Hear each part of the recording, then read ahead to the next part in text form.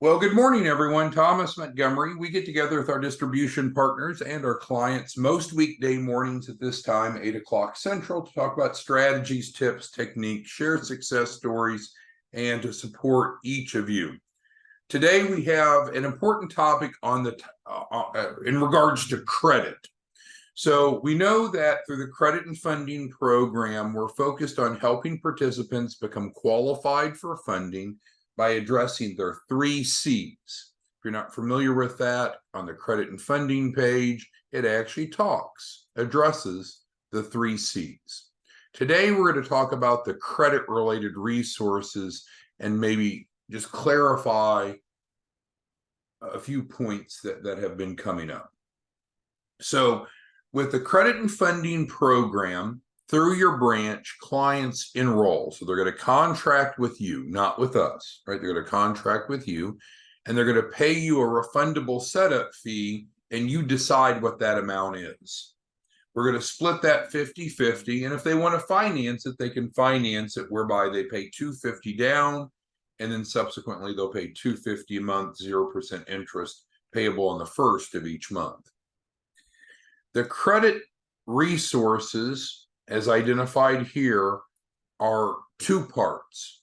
Credit sweep to address negative, in other words, to remove or specifically block applicable negative items, and credit boost to add new positive primary trade lines. On the credit sweep, we pay a team of paralegals to do that work. So if you as a branch are enrolling clients in the credit and funding, the client pays the refundable setup fee up front, then they are immediately eligible for the free credit sweep.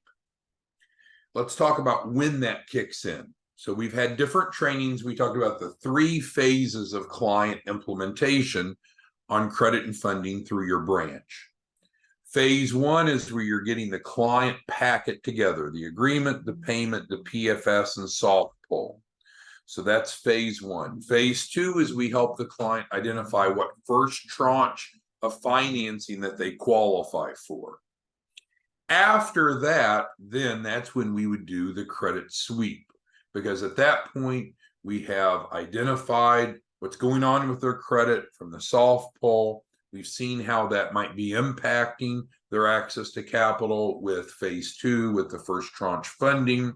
If there was any inquiries generated in phase 2 that need to be blocked, need to be removed, it's just the right time once we get to phase 3 to execute the credit sweep. We will provide you, the branch office, an editable Word document. You will complete that with your client, and that is what's called the 605B, or the credit sweep enrollment form. It is free to the client, free to you. If they have not paid the refundable setup fee, then the credit sweep will begin after they have paid in full the refundable setup fee. And you might say, well, why don't we do it right away, right? It's going to help them get funded. Well, we're paying right about $1,000 to the paralegals for them to do this work. And so if the client is on a payment plan and we have $1,000 outlay in the beginning, there's an imbalance there, right? We're spending a lot more money on that client than they brought in. So there is certainly an inclination to have the client pay the refundable setup fee in advance. Now, you as the branch determine what that refundable setup fee is for the credit and funding. Most of you are doing the normal $2,000. I know it's technically $1,999.99, but let's just say it's easier to recite 2,000. So most of you are charging a $2,000 refundable setup fee for the credit and funding program through your branch, of which you keep half and then you send us half. And so our half is not profit, unfortunately. It's a cost of service sold, called costs. COSS is the accounting term. In other words, we're spending as much as we're making. Your 1,000 is probably profit, which is great for you. Congratulations. Our 1,000 we're investing back into the client. Thus, if the client, your client in the credit and funding program is not paying the refundable setup fee in advance, then they're paying $250 down, $250 a month. It's going to take us quite a while for us to collect $1,000 off that client. So either we need to delay the credit sweep until the client has paid the refundable setup fee, or we're going to go in the hole for every client. Some of you have asked, are there any options or middle ground? Because obviously, in many cases, credit is an issue. And if we delay working on their credit, we're delaying their ability to become as fundable as possible. That's a valid point. Well, option scenario one would be they pay you up front. You keep half, you send us half, and then we have our half to invest into the client for the paralegals to do the credit sweep. That's an obvious option. Another one is you could collect half up front. So instead of collecting $2,000 from the client, you collect $1,000 from the client. That is our half. It gives us enough to be able to implement. So that has cut the outlay of the client's upfront cost in half if you wanted to do that. And then they would pay you the balance over whatever terms you want. So several of you have done that if you prefer. Also, remember, in phase two, we are getting the client funding offers. And so it's very possible, and it's actually the design, that in phase two, they're getting cash funding offers. If they choose to accept those offers, now they have cash in pocket. Then they could turn around and pay off the balance owed on the refundable setup fee. Now that $2,000 is paid in full, we're able to implement the credit sweep. Make sense? Now, there's another resource, not to be confusing, but it's important to understand. We are working with a company called Debt Sellers, third-party company. I don't have any ownership in them. They don't have any ownership in us either. They do offer a free credit service, and that is available, frankly, to clients that are in credit and funding or anyone off the street. So that would be an option. So if you have someone that is enrolled in credit and funding, but they haven't paid their refundable setup fee in full, so we're not able to implement the credit sweep yet, which I'll talk more about how that works and such in just a moment, then you could obviously get them in to the free credit. So if you go to free credit repair and tradelines.com, free credit repair and tradelines.com, you can see that there's an enroll here button. You click on that, and it actually allows the client to go in and to enroll, and you can help the client do so as a branch. You can actually control that. There's 3 steps for a client to plug into the free credit repair. And again, I'm not personally involved with this. I'm just explaining to you how to access it. So the first step, if they want to do the free credit resource, is to watch that video. The second step is to get their credit monitoring set up.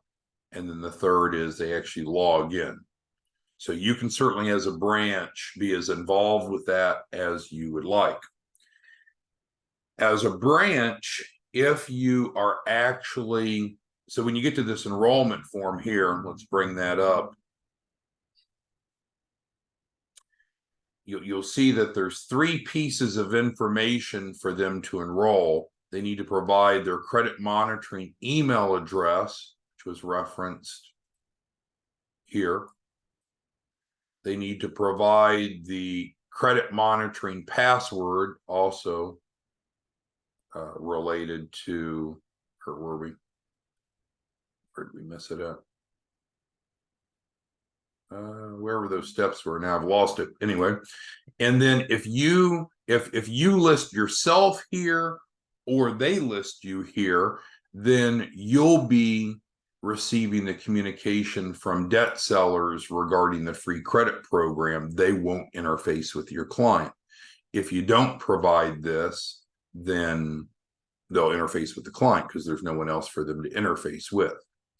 So let's get to the important point of, well, what's the difference, right? What's the difference between credit sweep and the free credit program? I guess here's what I was looking for. But what's the difference between the free credit repair and the credit sweep. Significant. So the free credit sweep is using our team of paralegals that draft up the legal documents under Section 605B of the Fair Credit Reporting Act that requires the data furnishers or even the bureaus to block the negative items so they don't show anymore. So we have a specific form. We'll provide you as the branch. You have the client complete it, and then you upload it into the client Dropbox, well, into your Dropbox in the client folder. So you upload the completed credit sweep enrollment form in your branch Dropbox in the client folder. Let us know. We'll process that. There's no cost for the credit sweep. We pay for it. Keep in mind, they do need credit monitoring because that's necessary for the paralegals. So we've been able to at least align the credit monitoring that's used by these folks, which is called Smart Credit, is the same credit monitoring that the paralegals need. So the client will need to have that credit monitoring just for the time that they're going through the credit restoration process, not forever. So that would be an incidental cost that the client would be responsible for paying for themselves. Jose is asking how much the cost is of that. I don't really know. So let's go click on it and find out. I don't know. Let's go figure out. So let's see if you click on that. Let's see what the cost is. Somewhere it's $34.95 a month. So for the client to receive the free credit sweep and or the free credit repair, credit monitoring is necessary for those parties to monitor how progress is going. And so the client would have an expense of $35 a month for, let's figure, for 1 to 2 months. Okay, good question, Jose. So the free credit sweep is a sophisticated approach using paralegals to block applicable negative items.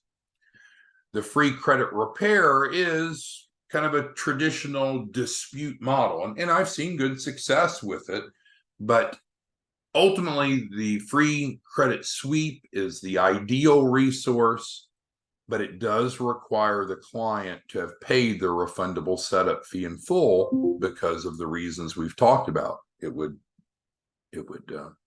cause us to lose money. So if the client can't afford to pay half of the refundable setup fee in advance, well, I shouldn't say half. If we don't get our half of the refundable setup fee in advance, then the credit sweep is still available to the client. It just doesn't start yet. It will start once the client has paid. In the meantime, we could certainly use the free credit repair. So hopefully that makes sense. So yes, Sylvie's asking. So both the credit sweep with our paralegals and the free credit repair both require Smart Credit. Now you might ask, well, what if they have Identity IQ or Experian or any of these other credit monitoring? Those don't work for a couple reasons. Number one is there's programming that pulls from Smart Credit, so the data is actually imported into their systems, so they don't have to manually re-enter. And also, they're dealing with large volumes of clients. What they don't want is to have to deal with a bunch of different monitoring services that operate differently and behave differently. So it is important for you to understand, whether it be for credit sweep, which is free, for the free credit repair, which is free, both of them require Smart Credit just during that time of the process. All right, so who has questions, comments, concerns? All right, Sarah's asking about Credit Boost, which is fine. So what's the formula for great credit? The absence of negative and the presence of positive. So how do we apply that? Legally and ethically, we help clients remove applicable negative items. So that's credit sweep, and we help them legally and ethically add new primary trade lines, which is called Credit Boost. We can start Credit Boost even if they've not paid their refundable setup fee in full. So that's not on hold. but I've hopefully explained adequately and clearly and transparently to you why the credit sweep is dependent upon the client having paid in full, or at least we've received our half, the 1,000, because that's what it cost us. And we love you, but I don't know that it's our responsibility to subsidize the financials of your client. If the client doesn't have the $2,000 for, or whatever you're charging for the refundable setup fee, it's okay. Enroll them, let them pay the $250 down. We'll get them set up on the financing. We'll go to phase 2, where we're getting them funding offers, and most clients are getting funding offers. We talked about success stories yesterday. We went through some incredible success stories. A lot of people are getting lots and lots of funding. Well, it may be that one of the uses of that initial funding would be to pay off their setup fee if needed. All right, Ken asked, does the client have to sign the personal financial statement? No. In that first phase where you're collecting the agreement, the payment, the soft pull, and the PFS at that point is a draft document, so we can see where the client is, their baseline, identify concerns, help them improve. And so that first PFS does not have to be signed, because it's not going to be submitted to any third parties. Before we submit a PFS to the lender, it would need to be complete, refined, and signed. But you're right, Ken, the initial PFS does not need to be signed. All right, and Adam's getting to this. So with Credit Sweep, what Credit Sweep is doing is it's literally blocking. That's the verb. And this is compliant. We went through a review with the Federal Trade Commission. Is this legal the way we do it? It is. It was not a pleasant experience, but we didn't have any fines. We didn't have any penalties. They wanted to know all about our business and how it works. So we've passed that litmus test. So we're all fine. This is a legal model. We've proven that. But what we're doing here is the paralegals are drafting the legal documents. So it's much different than credit repair. It's not credit repair. And they're blocking the entire trade line. So Credit Sweep doesn't work for a late payment. Let's say you were late on your Mercedes payment last month. Just got busy, whatever. You didn't pay your G63.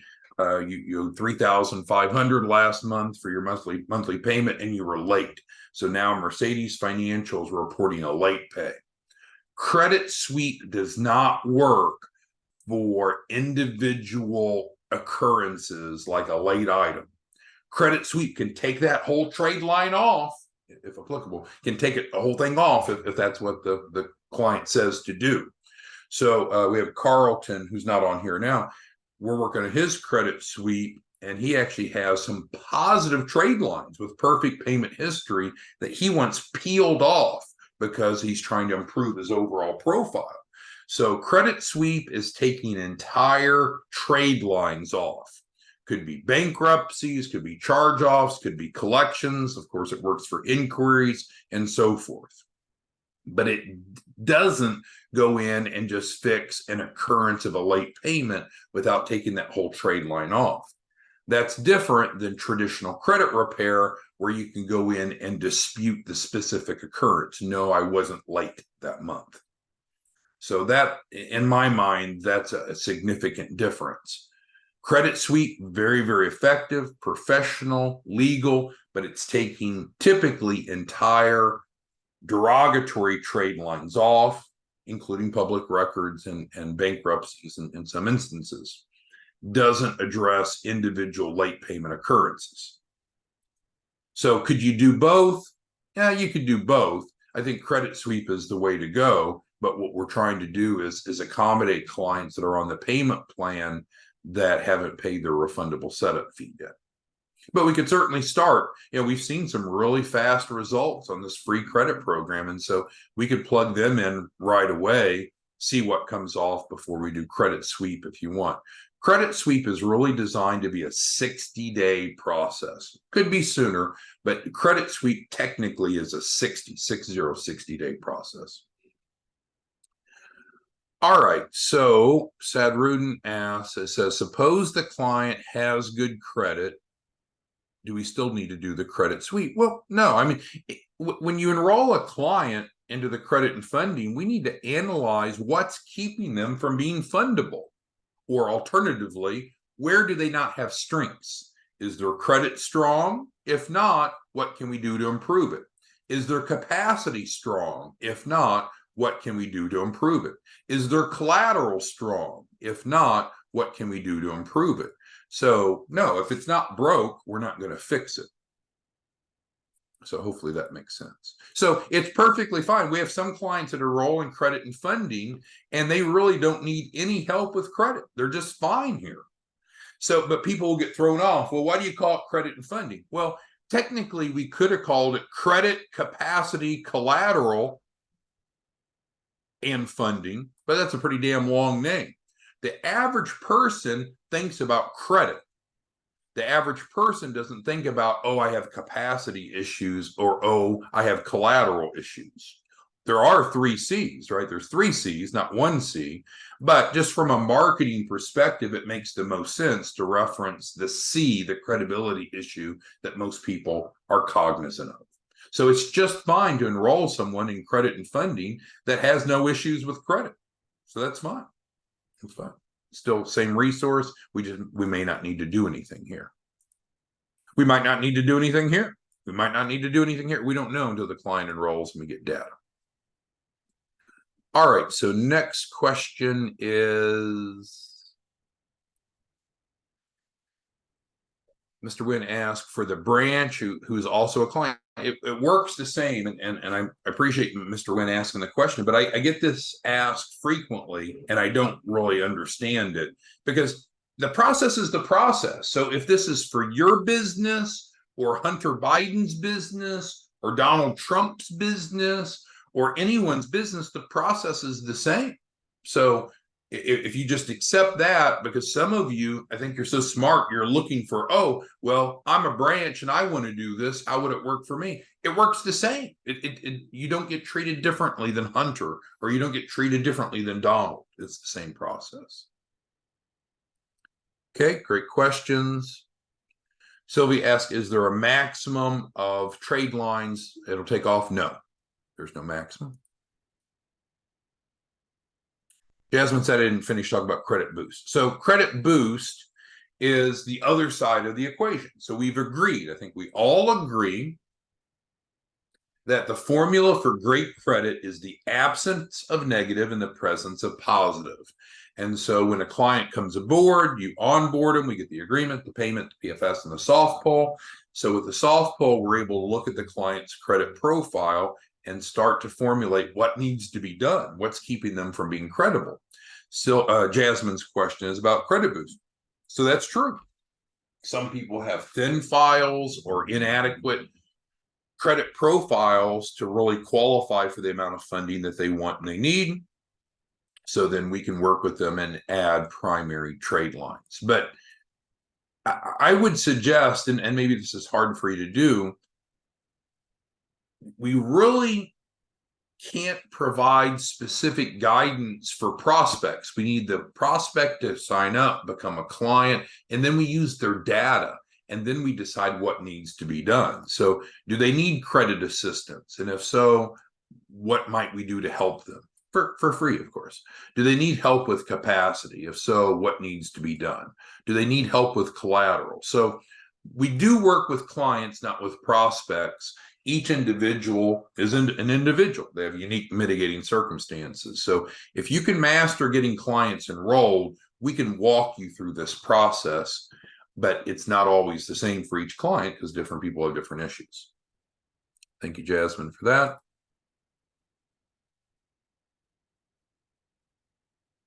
And Audrey asked about inquiries. So yes, and I skimmed over it, but that's a major reason. One of the, and well, frankly, both the free credit repair and the credit sweep both have proven to be effective in blocking, thus removing inquiries. So yes, that was Audrey's question.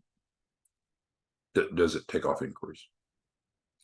Jasmine says, so if they need credit boost, then would they have to enroll in the collateral program? No.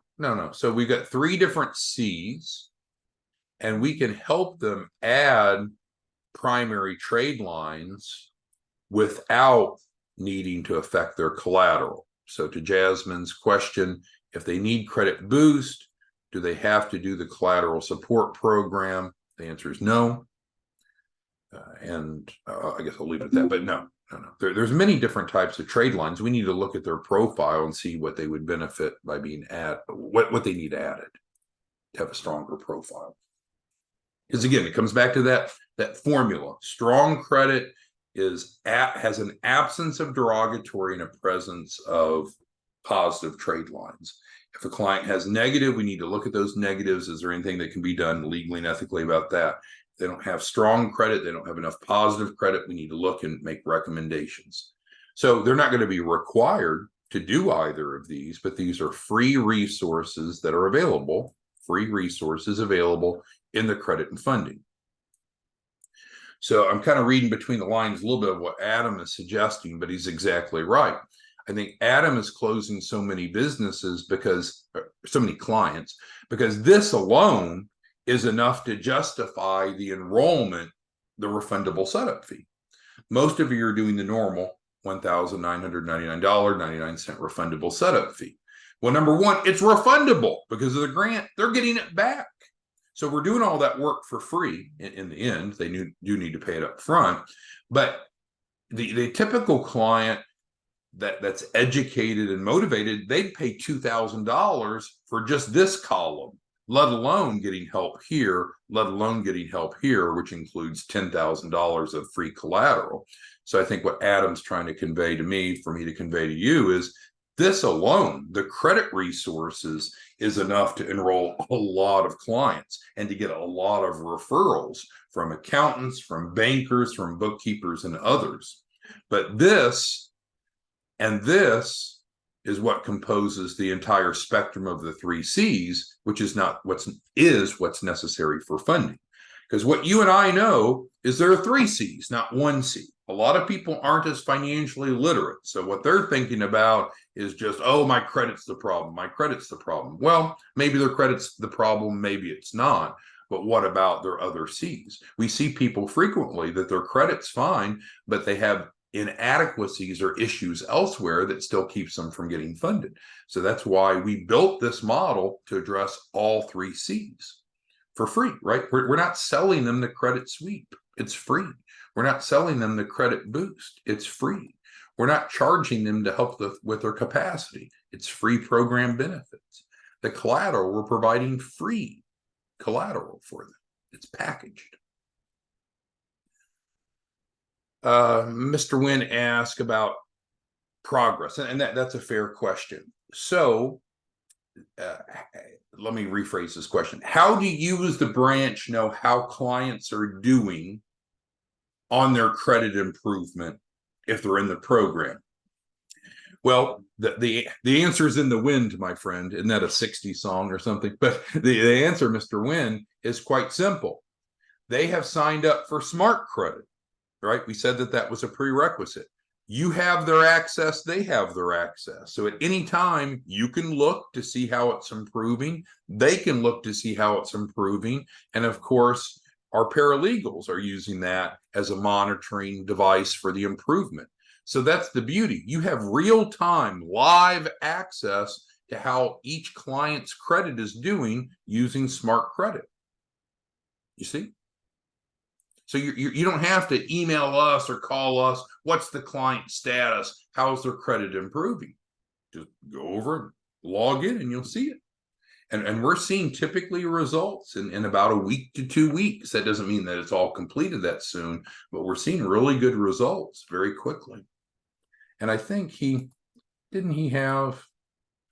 thought he had a success story on here. Let me go back. Yeah. Carl. He started to see results literally in 3 days. And that's true. I heard this instance when it happened. So the results can be quick, but typically for credit sweep, we would expect it to be a 60-day process to be completed, just for transparency.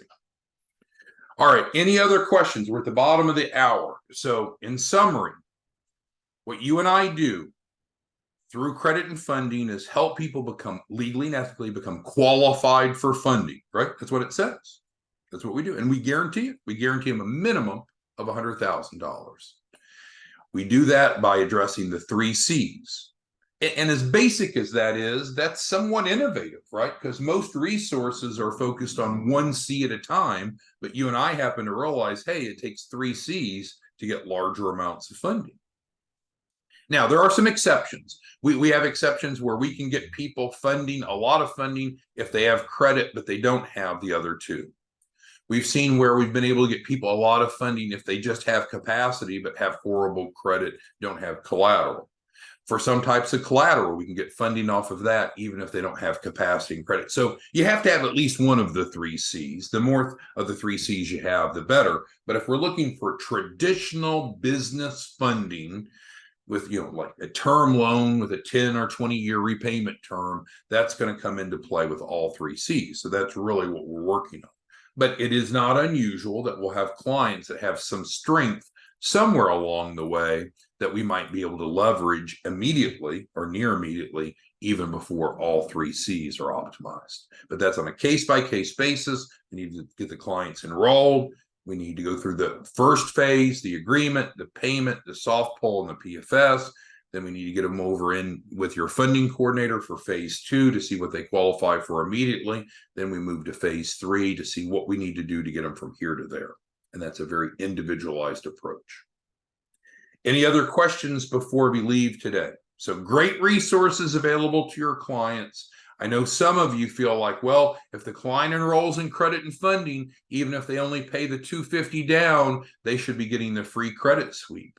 Well, again, economically, that's devastating to us. Maybe you don't care, but that's devastating to us, because if they paid $250 down and you're keeping half of that, we're getting $125, and we have an immediate expense of $1,000.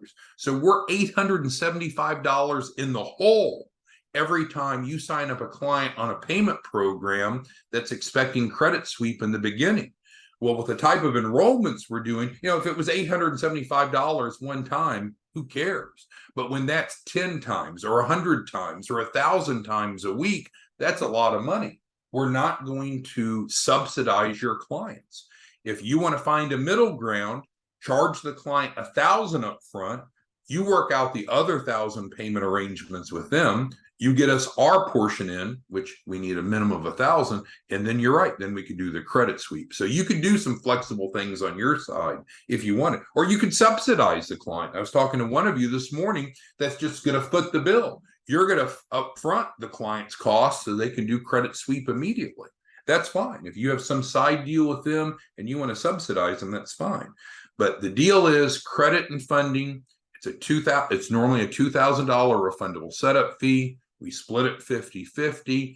Our 50% is not profit. We turn around and send it to the paralegals for this. So please don't expect us to subsidize your clients. We need our half to be able to perform that service. Otherwise, we can do everything else, right? They can be on the payment plan and we can do everything else. That's fine. But the credit sweep won't be done until we've received our half, because it's just not fair for us to subsidize your clients. Hopefully that makes sense. All right. Thanks, everyone. See you back tomorrow morning. Hope it was helpful. Bye-bye.